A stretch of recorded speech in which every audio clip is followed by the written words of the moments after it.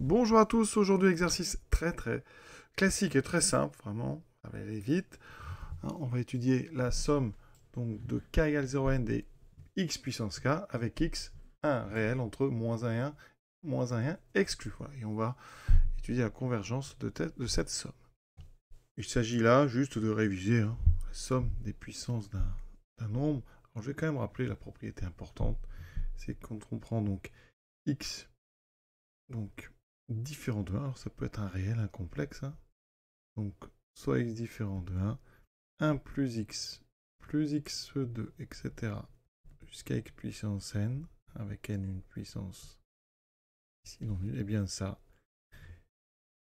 vaut 1 moins x puissance n plus 1 sur 1 moins x.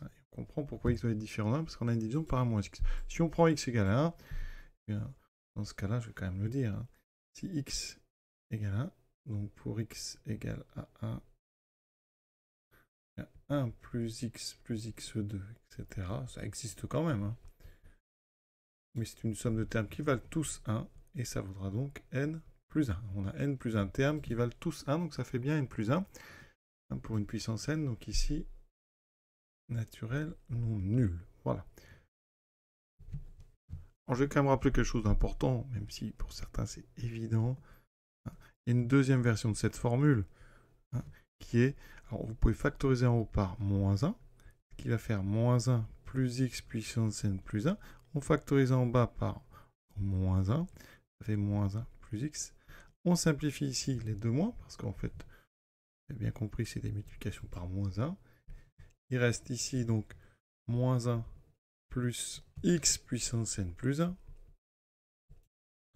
sur moins 1 plus x, qu'on écrit x puissance n plus 1 moins 1 sur x moins x. Donc il y a deux versions de cette formule qu'on utilise en fonction des besoins.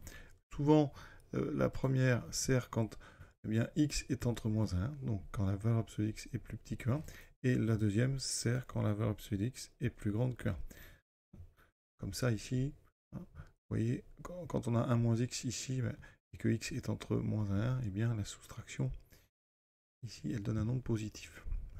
Ici, pour x moins 1, bon, si x est négatif, ça donne donc un nombre négatif, mais si x est plus grand que 1, ça donnera dessous un nombre positif, donc c'est plus pratique, on évite les moins en fait au dénominateur. Donc à vous d'utiliser celle que vous préférez en fonction de la situation. Donc ici, on est dans la situation où x est entre moins 1 et 1, d'accord? Donc ça on traduit, x entre moins 1 et 1 en termes de valeur absolue. La valeur absolue de x est plus petite que 1. Et donc, ça veut dire qu'ici, la somme de k égale 0 à n des x puissance k, j'applique donc la première formule, c'est donc 1 moins x puissance n plus 1 sur 1 moins x. Voilà. Et on va s'intéresser à la limite quand n tend vers plus l'infini. Et là, on est dans le chapitre des suites géométriques, parce qu'on va étudier x puissance n plus 1. Alors, tout d'abord, il faut savoir que ici, si x est plus grand que 1, eh bien alors, x puissance n tend vers plus l'infini quand n va vers plus l'infini. Et si x est en valeur absolue plus petit qu'un, donc si x est entre moins 1 et 1, alors ça marche aussi pour les complexes, donc là ça sera plutôt des modules. Et bien ici, ça veut dire que x puissance n tend vers 0 quand n tend vers plus l'infini. Et ça c'est vraiment la partie qui nous intéresse ici, parce qu'ici on est bien avec une valeur absolue strictement plus petite que 1. Alors nous on n'a pas x puissance n, on a x puissance n plus 1. Alors, il faut savoir que x puissance n plus 1, c'est tout simplement x multiplié par x puissance n, d'accord? Donc, x puissance n tend vers 0. Donc, si vous multipliez par x, ça veut dire que x puissance n plus 1 tend aussi vers 0. Pas de souci. Conclusion ici, par soustraction, le numérateur tend vers 1, le dénominateur tend vers 1 moins x qui est non nul. Donc par quotient, ça va tendre vers 1 sur 1 moins x. Et donc on peut rédiger la limite de 1 moins x puissance n plus 1 quand n tend vers plus l'infini vaut 1. Alors j'aurais pu aussi rédiger avec les flèches, d'accord? Et donc par quotient, il y a la limite quand n tend vers plus l'infini de la somme de k égale 0 à n x puissance k est donc égale à 1 sur 1 moins x. Et l'exercice est déjà terminé. C'est vraiment des rappels de choses importantes, mais qu'il faut vraiment savoir absolument. Donc ici, cette formule qui permet d'additionner les puissances d'un même nombre, quand on commence de A1 jusqu'à x puissance n. Le fait que si x est en module ou valeur absolue plus petit que 1 strictement, eh bien, les puissances de x puissance n va tendre vers 0. D'accord? Et donc ça nous fait une somme ici qui a une limite assez intéressante. Voilà, et pour terminer, une petite explication graphique de tout ça, ou illustration plutôt graphique. Donc en rouge, j'ai tracé la courbe représentative de 1 sur 1 moins x.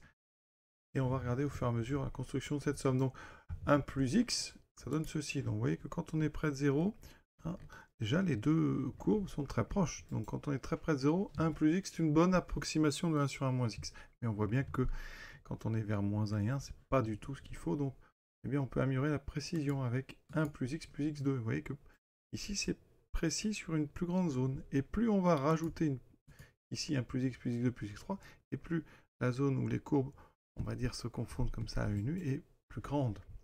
Au fur et à mesure, voilà, on a comme ça des courbes qui se confondent de plus en plus. Ici, donc 1 plus x jusqu'à x5, vous voyez. Ensuite, x6, voilà. Et on remarque que plus on va rajouter de puissance, plus bien les courbes, on va dire à l'œil nu comme ça, ou visuellement, se confondent. Et l'écart le plus grand se trouve autour de moins 1 et autour de 1.